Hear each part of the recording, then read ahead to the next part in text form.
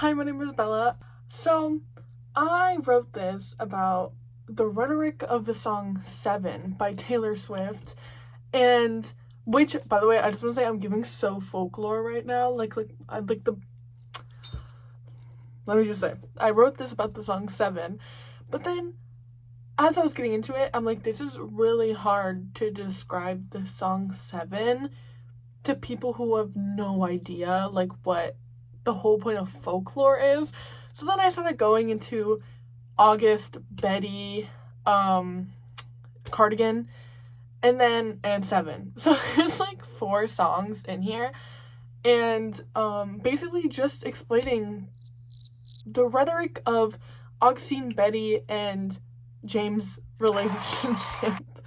I don't know what happened. I don't know what happened genuinely, but I hope you enjoy it anyways. I really tried hard. I am an art history major, not a rhetoric major. And this is the first ever rhetoric class that I'm taking, so I'm trying really hard right now. Hope you enjoy it. So I actually wrote this in an essay form, but then I was like, I don't want to make it into MLA format, so let me just put it in video form. So that's what I'm gonna do. Bring this up. There's such bad lighting in here. Oh my gosh.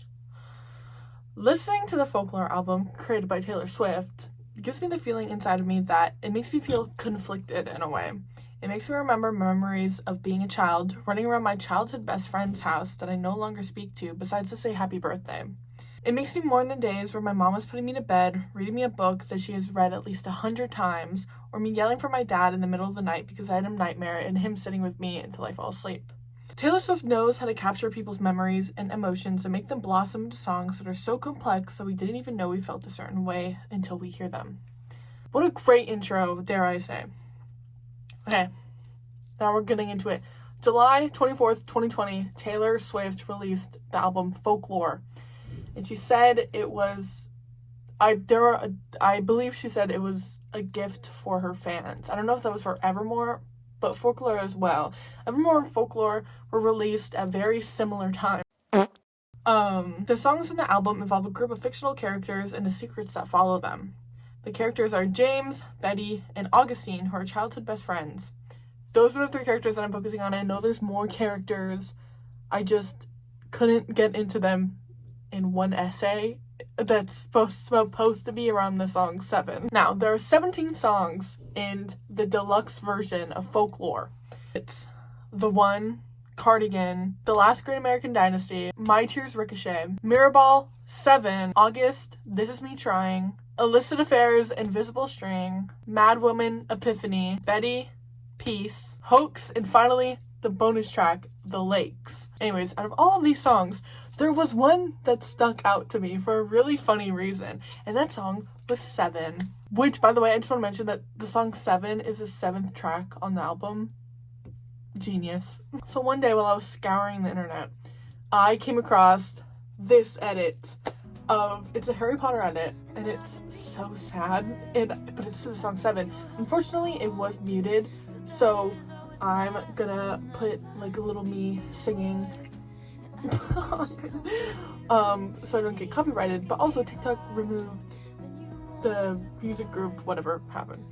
So this made me so sad, and then I was like, this is from Folklore. But for some reason at the time I was like, no, 1989 is my favorite album. That was my Trump impression. I don't know if you liked it. And so I was like, I love this song, and so I had it on repeat. So it was one of my top songs of Folklore. It definitely is. Hello. I don't know if it was because it was Harry and Ron and Harry, or it's because of the complex lyrics of 7, but I'm pretty sure like I shed a tear watching that, and is that embarrassing for me to say? A little bit. The song follows a 7-year-old girl who is talking about being with her friend who she can't quite remember the face of, but is trying to save her from her childhood. Reading this, I'm gonna be cool. Read this like this. Turn my brightness up because I can't see. Okay. As said in Framing the Study of Visual Rhetoric Toward a Transformation of Rhetorical Theory, the study of visual symbols from a rhetorical perspective also has grown with the emerging recognition that symbols provide access to a range of human experience not always available through the study of discourse. Do I personally relate to all of the folklore songs? No. I'm kind of living through them in a way.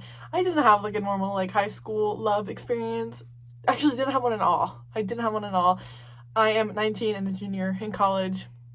Still have not had one. So, kind of like with all Taylor Swift music, I'm like, can't relate. But with Seven, I do sort of, in a way, relate to it. Growing up, I actually thought it was normal for parents to fight and argue.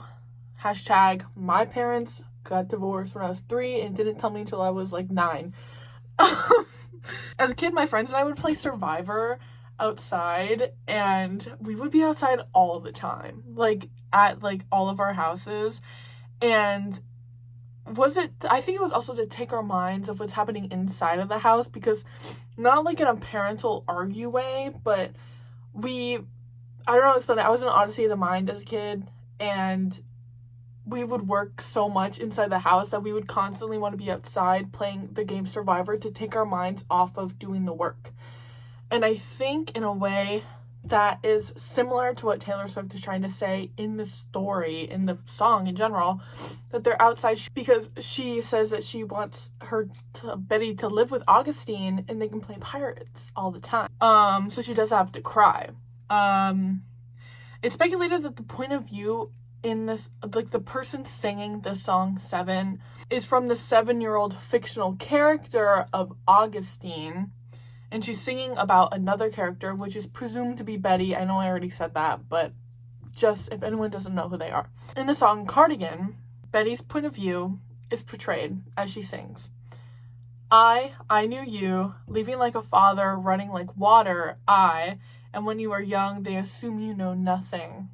Wow.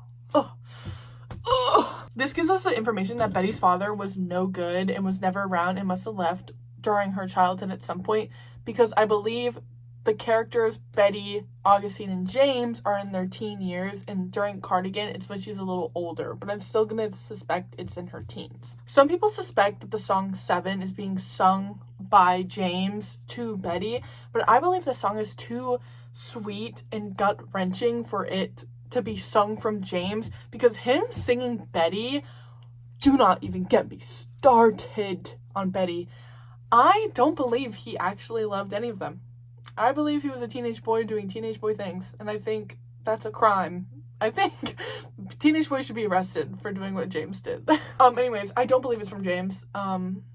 Betty, if you really listen to it, he calls it a summer fling, but Augustine calls it a summer love. I think there's a big disconnect, if you will. Yeah, I don't think it's about a teenage boy talking about his childhood crush. I don't. I believe that is about Augustine mourning the days of always being with Betty, her best childhood friend, and trying to save her from what was to come, the dangers of what's around her. Also, before I get into my quote, people are saying that it could be a song about having your first girl crush as a girl, and honestly, I totally see it, but in a way, I don't think it is about that. I do truly think that it is about a friendship. But hey, let me know what you think. Taylor sings, and I think you should come live with me and we could be pirates. Then you won't have to cry or hide in the closet. Guys, wait. I know what I said. But I do, like, hide in the closet, like, when you're sad. Like, what am I doing right now? I'm in my closet. Anyways, this gives us the indication that Augustine cared for Betty so much, she wanted to spend her life with her, to save her from what she was going through then. She wants to play with her forever, to escape from reality that real life was not as good it seems to the average 7-year-old.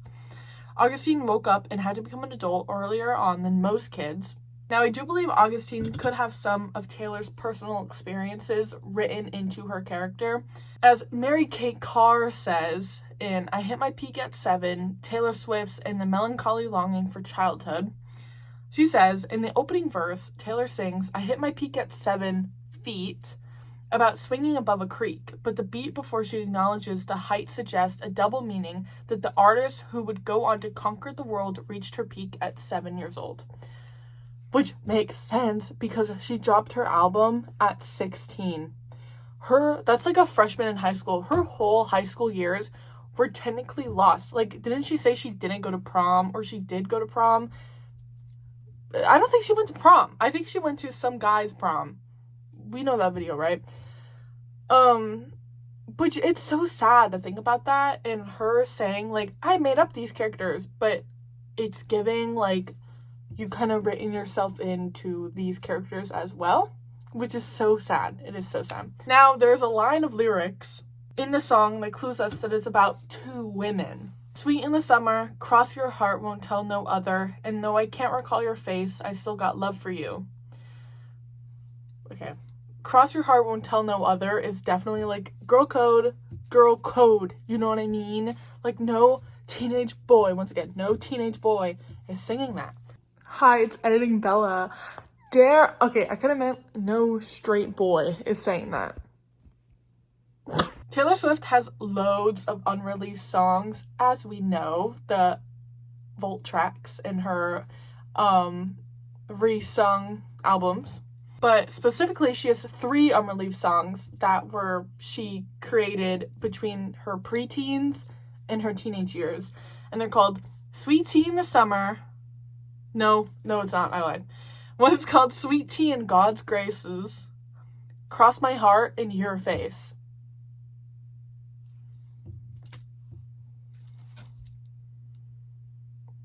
Let's take a moment and think about that.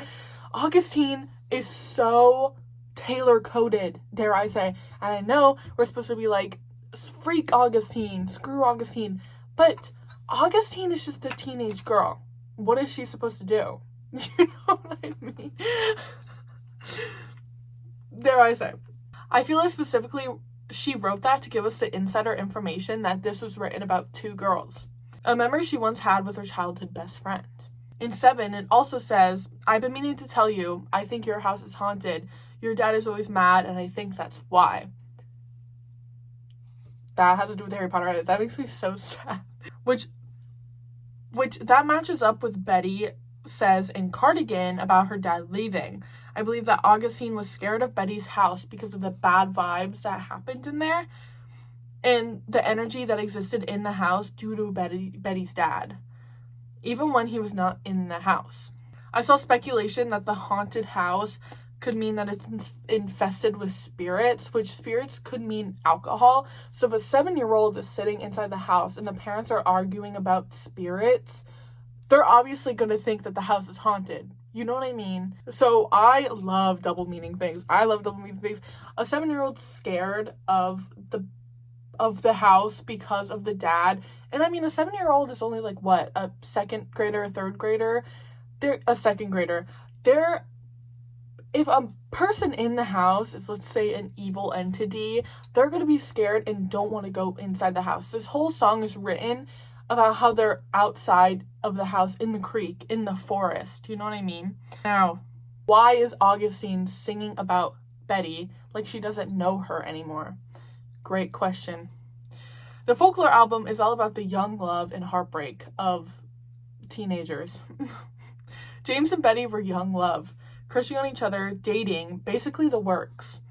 Then one day, James goes and cheats on Betty over the summer. With who? It would be no other than Augustine. Oh, Augustine, girl. I'm trying to defend you here. The song Betty is written in this perspective of James, and he talks about how it is so hard to go along with his day knowing the fact that Betty hates him for what he did. It's just so hard being a teenage boy that cheats on his wonderful, traumatized girlfriend, right? And of course he wants to get back with her. August is in the perspective of Augustine, which actually, we don't know the name of the third person, so it's Betty James and then an unknown third person, but Swifties started calling her August, and then Taylor and then Swifties came together and started calling her Augustine because it made more sense, you know what I mean? For in August, Augustine talks about loving James in the summer and calls it a summer love, which, going back to what I said earlier, and Betty, he calls it a summer thing, and then Augustine calls it a summer love, which obviously they're not understanding. She also says that she hopes it will last, but obviously it doesn't.